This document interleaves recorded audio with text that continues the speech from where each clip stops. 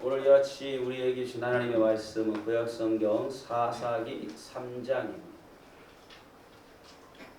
사사기 3장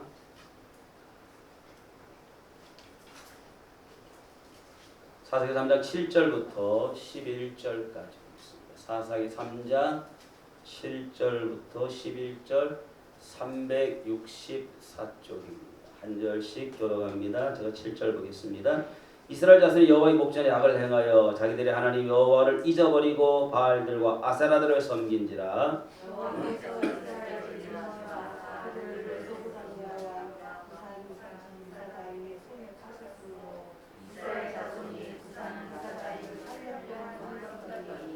이스라엘 자손이 여호와께 부르짖으며 여호와께서 이스라엘 자손을 위하여 한 구원자를 세워 그들을 구원하게 하시니 그는 곧 갈렙의 아우 그나스의 아들 온니엘이라. 여호와의 영이 그에게 임하셨으므로 그가 이스라엘을 사사하고 나가서 싸우되 여호와께서 그보다 나와 부산한 사사를 그의 손에 넘겨주시매 온니엘의 손이 부산 리사다임을 이기리라. 함께 읽습니다. 그 땅이 평안한 지 40년에 그나스의 아들 온니엘이 죽었더라. 아멘. 오늘 이 말씀 우리 모두에게 주시는 주의 은혜와 축복의 말씀이 되기를 주님의 이름으로 축복합니다. 이 시간 실시간으로 예배하는 여러분들에게도 하나님의 말씀이 놀라운 은혜로 함께 임하셔서 말씀에 힘을 얻고 이 어려운 때에 말씀 붙잡고 날마다 승리하며 살아가시는 우리 모두가 될 수 있기를 축복합니다. 여러분, 하나님은 모든 사람이 진리를 알고 구원에 이르기를 원하신다. 하나님 모든 사람이 진리를 아는 거죠. 진리가 누굽니까? 예수 그리스도. 다시 말하면 하나님은 모든 사람이 예수님을 알고 구원받기를 원하신다는 것이죠. 하나님 모든 사람을 다 구원하시기를 원하셔요. 그러나 하나님은 모든 사람을 다 쓰시는 것은 아니시다라는 것이죠. 하나님 앞에 특별하게 하나님의 손에 붙들려서 쓰임받는 것은 얼마나 큰 은혜요 축복인지 모릅니다. 여러분, 도쿄올림픽, 일본 도쿄올림픽이 오늘 폐막식을 합니다. 이 올림픽에 아무나 나갈 수가 없습니다. 종목마다 기준이 있습니다. 모든 사람이 다 올림픽에 나간다 그러면 그 올림픽을 어떻게 하겠습니까? 올림픽에 많은 종목이 우리를 행복하게 하고 감동도 줬고 눈물도 주었습니다. 그 중에 저는 여러 가지 몇 사람들이 기억이 되는데 그 중에 한 선수가 높이뛰기의 우상혁이라는 선수가 있습니다. 이 우상혁은 기준에 미달되어서 올림픽을 나갈 수가 없는 상태입니다. 그런데 극적으로 올림픽 한 달 전에 올림픽 기준에 부합되어서 일본에 가게 됩니다. 그런데 놀랍게도요, 우상혁이가 엄청난 실력을 발휘합니다. 그래서 메달은 따지 못했지만 우리나라 역사상 높이뛰기에 4위라는 성적을 당당하게 올리게 됩니다.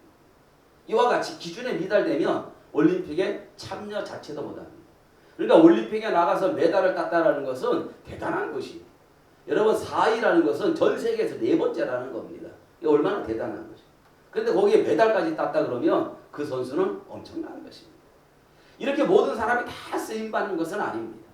오늘 우리가 이 시대 가운데 하나님의 손에 붙들려서 하나님께 쓰임받을 수 있다는 것은 엄청난 은혜요, 엄청난 축복이라는 것입니다. 그래서 오늘 우리는 이 땅에서 정말 하나님이 쓸 수 있는, 하나님께 쓰임받을 수 있는 이런 사람들이 되셔야 해요. 저는 우리 교회와 우리 성도들이 하나님 앞에 존귀하게 쓰임받는 우리 모두가 될 수 있기를 주의 이름으로 축복합니다. 그럼 여러분이 생각해 볼 때, 목사님, 저는 뭐 능력도 없어요. 저는 뭐 인물도 없어요. 저는 배운 것도 없어요. 물론 세상은 많이 배우면 좋아요. 또 많이 배움을 원하기도 한다는 것입니다. 또 세상은 인물이 좋으면 좋습니다. 이게 우리는 그렇게 말하면 안 되지만 어쩔 수가 없는 것 같아요. 여러분, 어제 우리나라 근대 5종이라는 그 남자 선수들이 있습니다. 이 근대 5종 잘 들어본 적도 없습니다. 근데 근대 5종은 5가지 종목을 하는 거예요. 그러니까 한 가지 종목 하기도 어려운데 5가지 종목을 골고루 잘해야 되니까 이게 얼마나 어렵습니까? 그래서 근대 5종은 우리나라는 불모지, 거의 유럽 선수들, 힘 있는 유럽 선수들이 싹쓸이를 했습니다. 그런데 놀랍게요, 대한민국에 어저께 근대 5종에 3등, 4등으로 우리나라 선수가 들어왔습니다. 그런데 하필이면 3등으로 들어와서 동메달을 딴 선수가 저처럼 잘생겼어. 아주 인물이 출중합니다. 그래서 오늘 아침에 제가 인터넷을 검색을 했더니요. 하룻밤 사이에 그 친구 SNS에 엄청난 팔로워가 생겨버렸어요. 그런데 거기에 재미있게 표현을 했습니다. 동메달을 딴 것도 대단한데 인물은 금메달감이야. 그러니까 똑같이 성적이 나와도 인물이 좋으니까 훨씬 더 사람들에게 어필을 하고 매력을 주고 친근감을 주고 그래요. 그래서 저도 지금까지 목회자로 여기까지 올 수 있었던 것도 저도 인물 하나 때문이잖아요. 아닌가? 뭐 세상은 이게 참 문제가 있습니다. 여러분 우리가 하나님께 쓰임 받는다는 것이 얼마나 큰 은혜인지 모릅니다. 여러분 우리가 사사기를 지금 배우고 있는데요. 사사 그러면 우리의 말, 우리 단어로는 이해하기가 조금 어렵습니다. 우리는 사사라는 말을 언제 씁니까? 내가 누구에게 사사에 받았습니다. 배웠다. 이렇게 할 때 사사라는 말을 쓰잖아요. 근데 여기 사사기, 사사라는 말을 우리말로 번역하기는 참 이해하기가 어렵습니다. 그래서 공동 번역에는 뭐라고 되어 있느냐면 사사기를 판관기. 아니 더 어려워져 버렸어요. 근데 영어 성경에 보면 사사란 말은 뭐냐면 저지 주심이다 그 말이에요. 좀 더 쉽게 말하면 판정을 내리는 사람, 재판관. 그래서 여러분이 꼭 기억하실 것은 사사는 무슨 뜻이다?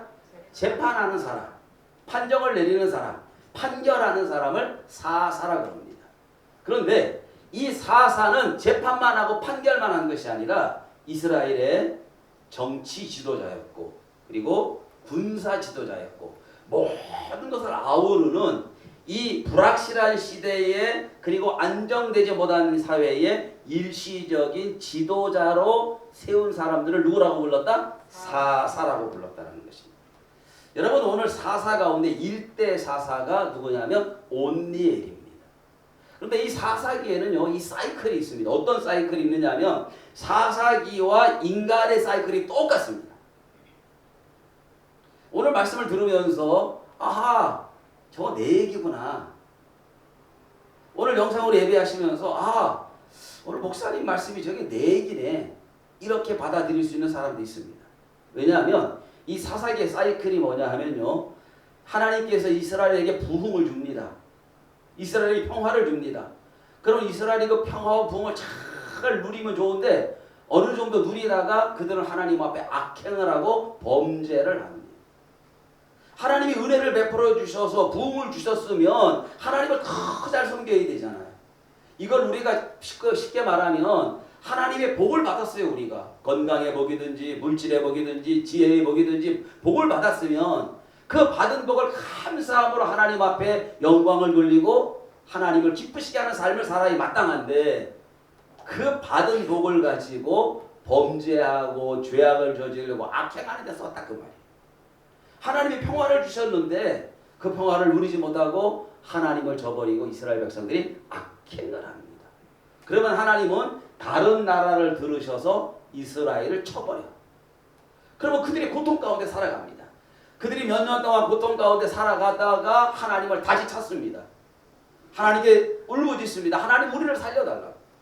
그러면 하나님이 그때에 한 사람을 세웁니다. 그 사람이 누구다? 사사다 그 말이에요. 그래서 그 사사를 통하여서 그 적을 물리치고 이스라엘에게 또 평화를 줍니다.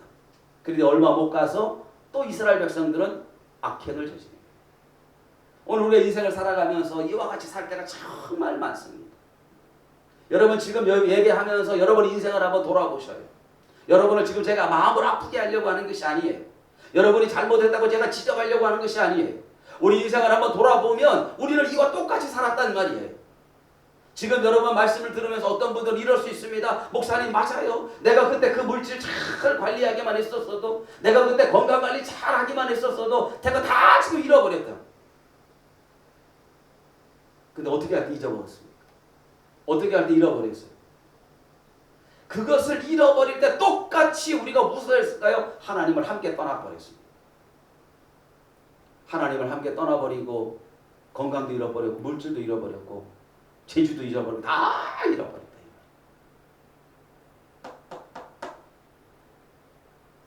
그리고 고통 속에 빠져서 그나마 제가 늘 말씀드리지만 지금 힘들고 지금 어렵고 지금 문제가 있어서 그래도 하나님 앞에 나와 눈물 뿌리고 기도할 수 있다 그러면 그 사람은 삽니다. 문제는 그것마저도 안 한단 말이에요. 문제는 그것마저도 안 하고 인간의 생각, 인간의 잔머리 자꾸 굴려요. 어떤 분은 JQ가 너무 강해. 잔머리 지수를 일으키는 거예요. 자기의 잔머리를 자꾸 믿는 거예요. 그리고 자꾸 사람 따라다니고 사람 쫓아다니고 사람 귀에 솔깃해갖고 귀를 기울이고 그러다 뭔가 되는 것 같은데 또 넘어지고 또 넘어지고 이게 우리의 모습이잖아요. 제가 말씀드린 것처럼 늘 하나님 안에서 뭔가 해결이 돼야 돼요. 기도하고 하나님께 나가면 하나님은 환경을 여시고 상황을 역전시키시고 사람도 붙여주시고 때를 따라 필요한 것 우리에게 은혜 허락하여 줄 줄로 믿습니다. 이 어려움을 가지고 이스라엘 백성들이 하나님께 부르짖어. 그럼 하나님은 그들을 살려주십니다. 온니엘이 사사가 되기 전에 이스라엘 백성들이 악행을 저지릅니다. 그래서 하나님은 메소포타미아의 구산 리사람이라는 악한 왕을 들어서 이스라엘을 침공하게 합니다. 그리고 이스라엘은 8년 동안 메소포타미아 왕의 노예 생활을 하게 됩니다. 이런 고통 가운데 이스라엘 백성들이 뭐 했을까요? 하나님을 찾기 시작합니다. 하나님 우리 지금 죽게 되었습니다. 하나님이 8년의 고통이 너무 힘듭니다. 이때 하나님이 세운 사람이 바로 온니엘이다 그 말이에요. 그러면 그 온니엘이 누구냐? 누굴까요? 자, 한번 9절을 보세요. 온니엘을 누구라고 설명하고 있느냐? 9절 시작. 이스라엘 자손이 여호와께 부르짖음에 여호와께서 이스라엘 자손을 위하여 한 구원자를 세워 그들을 구원하게 하시니 그는 곧 갈렙의 아우 그나스의 아들 온니엘이라. 여러분 거기에 아주 중요한 한 사람이 등장을 합니다. 많이 들어봤던 이름이죠. 갈렙. 누굽니까? 갈렙입니다. 여러분 갈렙은 여호수아와 축구로 얘기하면 투톱이야. 모세의 뒤를 이어서 이스라엘의 지도자는 누가 됩니까? 여호수아가 됩니다. 그런데 이스라엘의 12지파의 한 명씩을 뽑아가지고 가나안을 정탐하도록 보냈잖아요. 그때 돌아와서 여호수아와 갈렙만은 긍정적으로 보고했고 나머지 모든 10사람들은 부정적으로 했던 그때 한 인물이 갈렙이다 그 말이에요. 그러니까 실질적으로 이스라엘을 이끌어갔던 지도자는 여호수아지만 만약에 갈렙이 없었다면 여호수아의 사명을 제대로 감당할 수가 저는 없었다고 생각합니다. 이만큼 이스라엘 민족에게 갈렙은 대단히 중요한 존재입니다. 이 갈렙의 아우가 있는데 그 아우가 누구냐? 그나시스라는 거죠. 근데 그 그나시스의 아들이 누구다? 온니엘이다 그 말이에요. 그러면 똑똑하신 여러분에게 물어볼게요.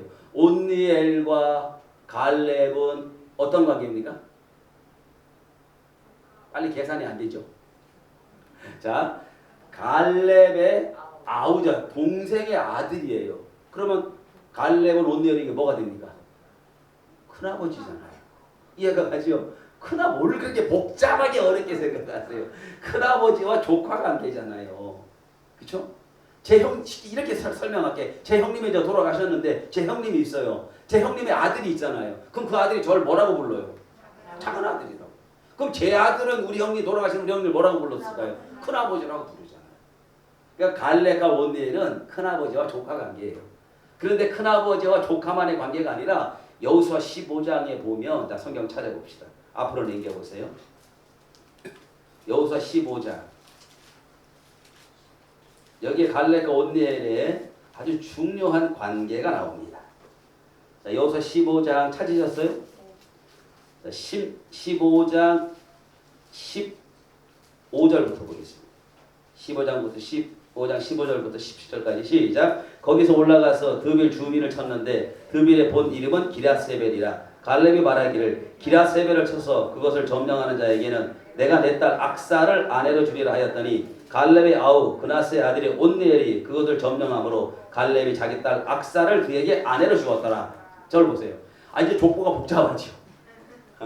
자, 우리가 사사기를 읽을 때만 해도 갈렙의 아우 그나스의 아들 온니엘, 그러니까 큰아버지와 조카가의 관계예요. 근데 그 앞에 여호수아에 보면 이게 무슨 관계로 나오느냐면 갈렙에게는 딸이 하나 있어요. 그 딸 이름이 뭐다? 악사라는 딸이에요. 근데 이 기라세벨이라는 이 족속을 쳐서 이겨야 되는데 갈렙이 조건을 제시합니다. 이 기라세발을 가서 쳐서 이기고 돌아오는 자에게는 내 딸 악사를 아내로 주겠다. 그랬더니 누가 순종했느냐면 온니엘이 순종해서 나아가서 기라세벨을 쳐서 이기고 악사를 아내로 얻습니다. 이제 무슨 관계가 됐습니까? 응? 장인과 사유의 관계가 됐어요. 그러니까 온니엘은 큰아버지와 조카의 관계이고 장인과 사유의 관계이고 여러분이 들으면서 목사님 이게 뭐 족보가 헷갈리고 이게 어떻게 그럴 수 있습니까? 자, 지금은 그게 안 되죠. 그런데 그 당시의 사회적인 상황은 근친 관계가 다 이루어지는 그런 상황이었다. 그렇게 보셔야만 이해할 수 있다 그 말입니다. 어쨌든 간에 온니엘은 갈렙의 사위이기도 하고 조카이기도 합니다. 그런데 이제 갈렙은 성경에서 갈렙을 이야기할 때 굉장히 중요한 한 단어를 씁니다. 자, 신명기를 보세요. 앞으로 더 넘기십시오. 갈렙이 어떤 인물이냐? 신명기 1장. 신명기 1장 36절을 보세요. 자, 같이 읽습니다. 신명기 1장 36절 시작. 오직 여분네 아들 갈렙은 온전히 여호와께 순종하였은즉 그는 그것을 볼 것이요 그가 밟은 땅을 내가 그와 그의 자손에게 주리라 하시고 아멘. 자, 보시죠. 갈렙에 대해 성경은 뭐라고 얘기했느냐면 갈렙은 온전히 여호와께 뭐 했다? 순종했다 그 말이에요. 자, 여기서 우리는 중요한 거 하나 찾아야 됩니다. 하나님은 하나님이 쓰시는 사람이 있어요. 하나님은 누구를 쓰실까요? 답이 나왔죠? 따라합니다. 하나님은 순종하는 사람을 사용하신다. 자, 하나님 누구 쓰신다고요? 순종하는 사람을 쓰시는 거예요. 자, 예를 들면 공동체 늘 불평하고 늘 불만하고 늘 대들고 늘 싸우려고 그리고 그 사람 쓸 수 있어요? 없어요? 없습니다. 물론 때로는 공동체의 유익을 위해서 공동체가 더 잘 되기 위해서 서로 부딪힘도 있고 회의할 때 뭐 서로 뭐 이렇게 의견 충돌도 있고 이런 거 있을 수 있지만 그런 거 말고 다 사사건건 내들고 사사건건 불평하고 사사건건 공격하고 이 사람을 어떻게 들었겠습니까?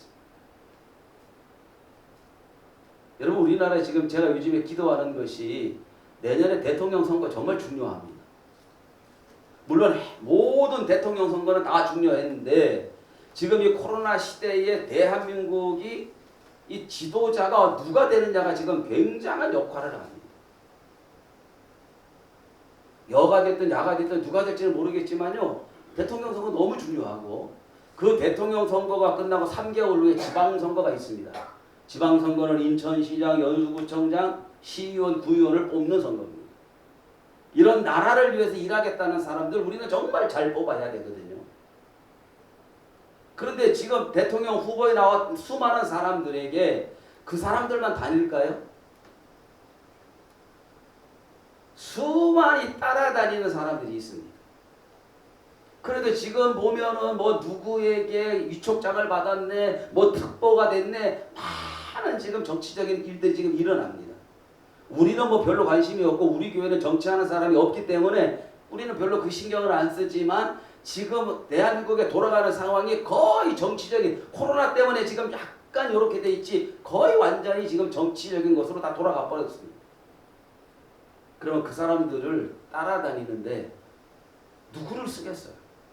자, 제가 이번에 대통령 영광스럽게도 후보라고 칩시다. 제가 대통령 후보가 되는데 이제 저에게 여러분 누군가 따라오겠죠. 특히 제가 유력하게 대통령이 될 만한 사람 같으면 더 많은 사람들이 따라다니겠죠. 앞으로 제가 대통령이 됐을 때 내가 누구 쓰겠습니까? 그래도 내 말 잘 듣고 나와 뜻이 맞고 나와 생각이 비슷하고 이런 사람을 쓰지 않겠습니까? 맨날 나한테 덤벼들고 맨날 대통령 손가락질하고 맨날 불평하고 불만족하고 누굴 쓰겠습니까? 하나님이 쓰시는 사람은 순종하는 사람을 쓰신다는 거죠. 그래서 하나님은 갈렙을 쓰셨는데 왜 갈렙을 쓰셨다? 갈렙은 성경에 보니까 하나님 앞에 뭐 했더라? 온전히 순종했더라. 아멘. 하나님 온전히 순종했다라는 것입니다. 그러니까 제가 지금 좀 전에 이 온니엘이 될 족보를 이야기하면서 성경에도 그냥 그나스의 아들 온니엘 이렇게 해도 될까요? 안 될까요? 됩니다. 그런데 그 그나스보다 더 중요하고 하나님이 크게 쓰신 사람이 누구예요? 갈렙이잖아요. 이해가 가십니까? 그래서 갈렙의 아우 그나스의 아들 이렇게 평가했다 이 말이에요. 제가 다음 주에 말씀을 드릴 건데 이 온니엘 이후의 사사가 누구냐면 에웃이라는 사사가 있습니다. 그런데 이 에웃이라는 사사에게는 이렇게 성경을 말하고 있습니다. 그냥 사사 에웃을 들어서 하나님이 쓰셨다 이렇게 해도 되잖아요. 그죠? 그런데 굉장히 재미난 한 단어를 썼습니다. 자, 저를 보세요. 이 에웃을 이야기하면서 하나님이 다음 주에 제가 자세하게 설명을 드릴 텐데 성경에 반드시 뭐라고 되어 있느냐면 따라합니다. 왼손잡이 에훗. 저 오른손일까요? 왼손잡이일까요? 저는요 오른손잡이에요. 모든 게. 그런데 놀랍게도 돈 셀 때만 왼손으로 셉니다. 오늘 예배 끝나고 누가 10,000원짜리 10장만 줘봐요. 그리고 제가 앞에서 세 보고 세 놨나요? 제가 갖고 갈게요. 저는 오른손으로 돈을 못 써요. 한 번도 세본 적이 없어요. 근데 저는 오른손잡이에요. 다 99.9% 오른손이 하는데 오직 돈 세는 것만 왼손으로 합니다. 에웃을 이야기하면서 왼손잡이 에웃이라고 얘기한 것은 왼손이 막 능숙하기 때문에. 근데 어떤 사람은 오른손잡이인데도 왼손도 잘 쓰는 사람이 있어요. 그래도 당신은 오른손잡이입니까? 왼손잡이입니까? 얘기가 뭐라고 얘기합니까? 오른손잡이입니다. 이렇게 얘기해요. 근데 성경에 왼손잡이 에웃이라고 얘기한 것은 아주 쉽게 설명하면 이 얘기예요. 오른손을 쓰지 못하는 불구다, 장애다 그 말이에요. 그럼 하나님이 왜 앞에다가 왜 왼손잡이라고 넣으셨느냐? 이게 중요한 거예요. 오늘 그나스의 아들 온니엘 그걸로 해도 되는데 갈렙을 갖다가 집어넣고 갈렙의 아우 그나스의 아들이라고 한 것은 갈렙은 하나님 앞에 온전히 뭐 했더라? 순종했더라. 그렇게 순종했던 온니엘이 갈렙의 사위잖아요. 갈렙의 조카잖아요. 그러니까 갈렙이 온전히 순종한 것을 온니엘은 지금까지 봤을까 안 봤을까? 그렇죠. 봤죠. 갈렙이 순종하는 그 모습을 온니엘이 다 보고 살았으니까 온니엘도 똑같이 하나님 앞에 순종하는 사람이 됐다 그 말이에요. 아멘. 그래서 이 기럇 세벨을 누가 나가서 칠까 했을 때 온니엘이 가장 먼저 순종하는 거예요. 물론 거기에 조건부 달긴 달았죠. 이기고 돌아오면 내 딸을 줄 것이다. 아마 갈렙의 딸 악사가 꽤 이뻤던 것 같아요. 아마 안 이뻤으면 안 나갔겠지. 그렇죠? 아마 꽤 이뻤지 않겠나. 그리고 갈렙이라는 장인을 두면 얼마나 좋겠어요. 그죠? 그런 것도 있지만 그만큼 온니엘이 순종했다 그 말. 하나님은 순종하는 자를 통해 역사하신다. 두 번째 하나님 쓰는 사람은요 성령의 사람을 쓰십니다. 10절을 봅니다. 다시 돌아가서 사사기 10절을 같이 한번 보겠습니다. 3장 10절 시작. 여호와 영이 그에게 임하셨으므로 그가 이스라엘 사사가 되어 나가서 싸울 때에 여호와께서 메소포타미아 왕 구산 리사다임을 그의 손에 넘겨주시매 온니엘의 손이 구산 리사다임을 이기니라. 아멘. 온니엘에 뭐가 임했어요? 여호와 영이 성령이 임했다 그 말입니다. 여러분 사사기에서 사사들에게 공통적으로 주시는 하나님의 말씀이 있어요. 그것은 바로 성령이 임했다는 거예요. 하나님의 일은 누가 하느냐? 순종해. 순종함으로 하나님께 붙들려서 성령이 임한 사람을 통해 하나님의 역사가 이루어짐을 믿으시기를 축복합니다. 그러면 성령은 누구에게 임할까요? 똑같은 말을 바꿔 합니다. 순종하는 사람에게 성령이 임합니다. 오늘 여러분이 하나님의 말씀에 순종해서 나아갈 때에 하나님은 성령이 임하게 하시고 능력을 우리에게 허락하셔서 그 일을 감당할 수 있는 은혜도 주실 줄 믿으기를 축복합니다. 나는 못해요. 나는 못 배웠어요. 나는 인물도 없어요. 나는 가난해요. 나는 가진 게 없어요. 아니에요. 지난 주일날 점심을 함께 먹고 나와서 차를 운전하려고 그러는데 문자가 하나가 들어왔어요. 그래서 순간 이렇게 왔는데 제가 잘 아시는 분이에요. 근데 부고장이더라고요. 부고장. 그래서 그분의 뭐 장모님이나 뭐 아니면 장인이나 아버님이나 돌아가셨나 보다 하고 집에 가서 봐야지. 집에 와서 자세히 보니까 놀랍게도 그분이 돌아가셨어요.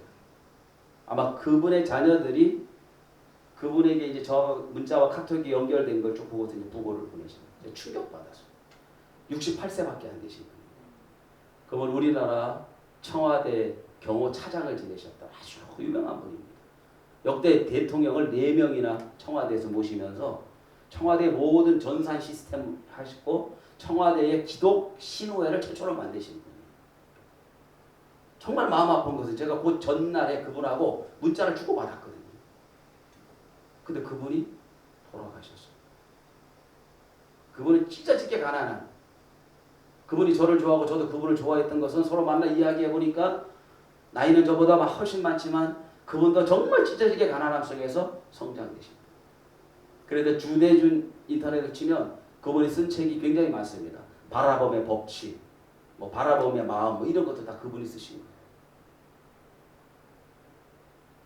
정말 찢어지게 가난함 속에 자랐어요. 그러나 그가 예수 믿고 하나님 앞에 순종했을 때 성령님이 그를 붙드셔서 돌아가시기 전까지 위대하게 사용하셨다. 하나님은 순종하는 자에게 성령을 부어주시고, 그래서 그분의 쓴 책에 보면 자기는 어렵고 자기는 힘들었고 정말 찢어지게 가난함 속에 살았지만 자기가 바라보면서 꿈을 갖고 비전을 정했을 때 하나님은 그 꿈과 그 비전을 다 이루어 주셨다. 그래서 제목도 바라봄의 법칙이라고 썼단 말이에요. 여러분 힘들지요? 어렵습니다 지금. 그러나 절망 가운데 있지 말고 희망의 끈을 가지고 하나님을 바라보고 주 앞에 순종하시고, 오늘도 교회를 나갈까 말까 얼마나 갈등을 느끼고 있었던 분들이 많겠습니다. 그나마 오늘 영상으로 예배에도 그 앞에 앉아있으신 여러분에게 주의 성령이 강하게 임할 줄로 믿습니다. 그것마저 포기하고 지금 예배 자체를 드리지 않고 있는 수많은 사람들, 목사는 가슴이 톡 쓰는 거죠. 제가 어떻게 하겠습니까? 제가 한마디만이라도 왜 교회 안 오느냐고, 왜 예배 안 드리냐고 얘기하면 당장 삐질 텐데 정말 발도 못하고 속된 말로 끙끙 앓죠. 주여 어떻게 할까요? 저 코로나 미워. 그거밖에 할 게 아무것도 없어요.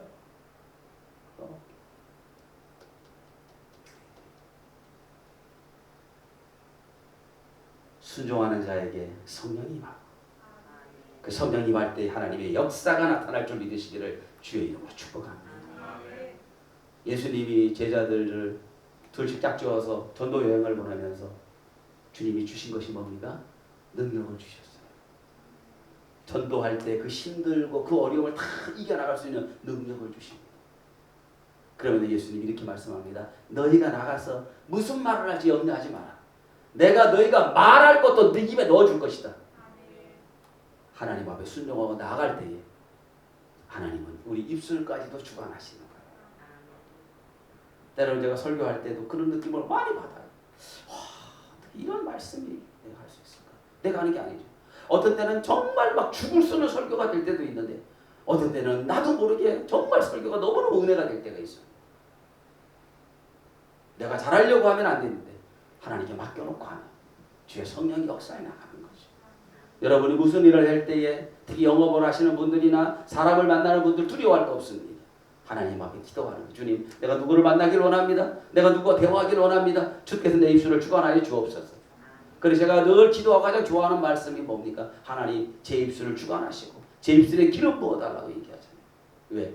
이 입술을 하나님이 사용하셔야 되니까요. 성령 충만한 여러분 될 수 있기를 주의 이름으로 축복합니다. 누구에게 임한다고요? 순종하는 자에게. 마지막으로 30쪽 가셔서 어디 보시느냐면 맨 끝에 가셔서 11절 보세요. 11절.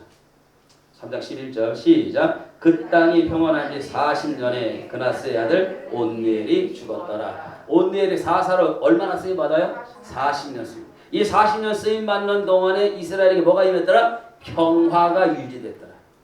온넬 한 사람의 헌신과 희생이 40년 동안 이스라엘의 평화를 이루었다는 것입니다. 제가 늘 말씀드리지만 한 공동체의 평화는 그냥 되는 게 아니에요. 누군가의 헌신과 누군가의 수고가 있었기 때문에 가능하다. 그 한 사람의 헌신 때문에 40년 동안 이스라엘의 평화가 왔습니다. 올림픽에 나갔던 선수들 지난 5년 동안에 땀 흘린 그 헌신이 국민들에게 기쁨을 주었어요. 헌신하지 않고는 아무것도 되는 일이 없습니다. 말씀을 마치겠습니다. 사실 저는 그 올림픽에 나가서 나이 어린 선수가 메달을 따고 우리가 막 환호하고 그러는데요. 좋은 일이죠. 그러나 걱정되는 것도 하나 있습니다. 너무 어릴 때 초년의 인생을 성공해버리면 그 인생의 성공이 오히려 화가 되고 독이 될 수 있어요. 17살, 18살에 금메달을 따면 모든 사람들이 바라보는 그 무거운 짐, 그래서 주변에 초년에 크게 성공한 사람들이 말년까지 못 가는 일들이 너무 많습니다. 저는 올림픽에 제가 특별히 응원했던 선수들은 2번, 3번 나가는데 메달을 따지 못했던 선수들. 그리고 중국 사람인데 대한민국으로 귀화해서 지난 11년 동안 대한민국을 위해 헌신하고 희생했던 탁구 선수가 있어요. 정말 간절히 응원해줬는데 8강에서 떨어지고 말았어요. 대한민국에 와서 국적까지 바꿔가면서 자기 개인의 영달과 대한민국을 위해서 우리나라 탁구가 중국에는 게임이 안 되거든요. 그래서 정말 간단하게 응원했는데 안 됐어요. 그런 선수가 되면 얼마나 좋을까. 그러나 반대로 저는 김재덕이가 개인전에 초반에 떨어진 게 얼마나 좋은지 몰라요. 그가 17살에 상관왕까지 되면 별로 좋은 일은 아니에요. 아마 본인도 그걸 알았던 것 같아요. 일생을 살아가면서 우리는 늘 희생하는 정신, 헌신하는 마음이 있어요. 사랑하는 이래교회 성도 여러분, 끝까지 헌신하시고 끝까지 충성해서 하나님 앞에 존귀하게 쓰임받고 여러분 때문에 교회가, 여러분의 가정이 더 잘 되는 그런 은혜가 있어지기를 주의 이름으로 축복합니다. 나 때문에 잘 되셔야 돼요. 나의 헌신을 통해서 하나님의 교회가 든든히 세워지고 나의 헌신을 통해 우리 가정이 하나님의 축복 속에 있어야 돼요. 온누엘 한 사람의 헌신을 통해 이스라엘 40년 동안 평화가 이루어졌던 것처럼 오늘 저와 여러분의 헌신을 통해서 가정과 교회가 살아나는 그런 놀라운 역사가 임하기를 주님의 이름으로 축복합니다. 살아계신 아버지 하나님 감사합니다.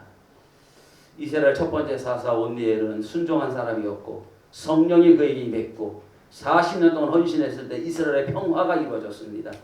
하나님, 오늘 이래교회 성도 한 사람 한 사람에게 순종의 종들이 되게 하시고 하나님의 기름 부으심이 임하게 하시고 저들의 헌신을 통하여 하나님 앞에 위대하게 존귀하게 아름답게 쓰임받는 하나님의 사람들 되게 하여 주시옵소서. 하나님, 코로나가 우리를 굉장히 힘들게 하고 예배를 방해할지라도 넉넉히 이겨낼 수 있는 은혜와 능력을 우리에게 허락하여 주시옵소서. 믿음이 이기네 온 세상을 이기는 것이 믿음인 줄로 믿사오니 하나님, 우리의 약한 믿음 강하게 붙들어 주시기를 원합니다. 우리의 연약한 믿음 새 힘으로 하나님 허락하여 주시옵소서. 어느 자리에 있든지 주님을 향한 믿음 잃지 않도록 도와주시고 좌절하거나 절망하거나 낭망하지 않게 하시고 하나님 아버지 독수리같이 올라갈 수 있는 강건한 믿음 우리에게 허락하여 주시옵소서. 예수님의 이름으로 기도합니다.